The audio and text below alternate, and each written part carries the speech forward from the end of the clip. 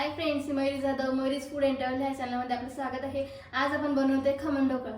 आता ही खमणची पीठची सामग्री आहे, त्यासाठी मी अगोदर 2 वाटी तांदूळ घेतलेले, 1 वाटी चणा डाळ घेतलेली आणि 1 वाटी आपली उडदाची डाळ घेतलेली। आता हे सगळं आपण दळून घ्यायचंय। दळून घेतल्यावर चक्कीवरती दळायचं आहे ते आपल्याला, मग त्याच्यानंतर असं कोरडं पीठ दळून तयार होतं। त्याची सामग्री आहे जिरं, मोहरी, हळद, अद्रक, लसूण, मिरचीची पेस्ट, मीठ, थोडासा सोडा घेतला, खाता सोडा आणि कोथिंबीर। आता 1 वाटी खमणचं पीठ घेतलंय मी, ते आपण भिजवून घ्यायचंय। आता त्याच्यामध्ये आपण ताक टाकायचंय। ताक किंवा दही किंवा लिंबूचे सरबत असं टाकून आपण भिजू शकतो, म्हणजे असं आपलं खमण आंबट व्हायला पाहिजे थोडं, त्याच्यामुळे आपण ताक टाकतोय त्याच्यामध्ये।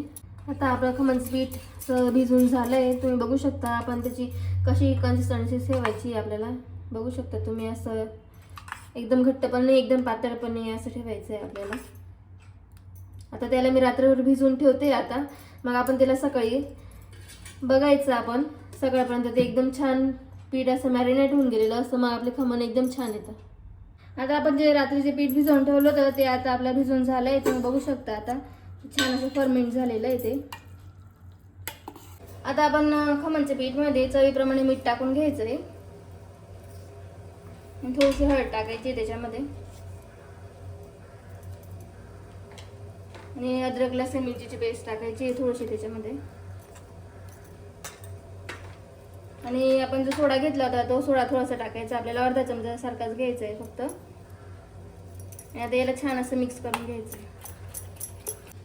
आता मी एकडे खमणसाठी पाणी गरम करायला ठेवलं होतं। आता ते छान असं त्याला उकळ फुटलं आहे। आता मी एकडे खमणच्या भांड्यामध्ये आता तेल लावून घेतलेलं आहे त्याला, आणि आपण जे आता खमणचं पीठ जे तयार केलं होतं आता आपण त्याच्यामध्ये टाकून द्यायचं आहे। आता आपण आपलं खमण असं मधून द्यायचं आहे।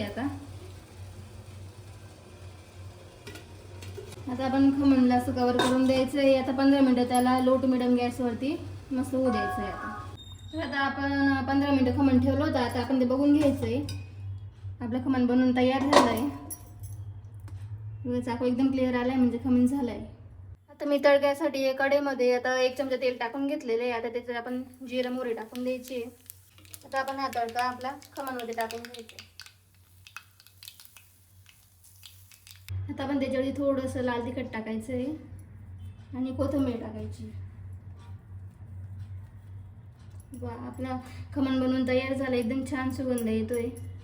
आणि आता आपण त्याला कट करून घेऊ।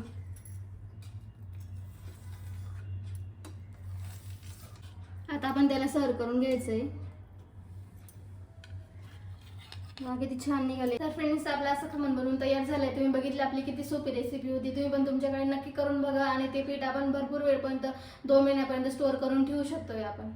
मयुरीज फूड अँड ट्रॅव्हल ह्या चॅनल लाईक, शेअर, सबस्क्राईब करायला विसरू नका, आणि कमेंट नक्की करा। Thank you, bye.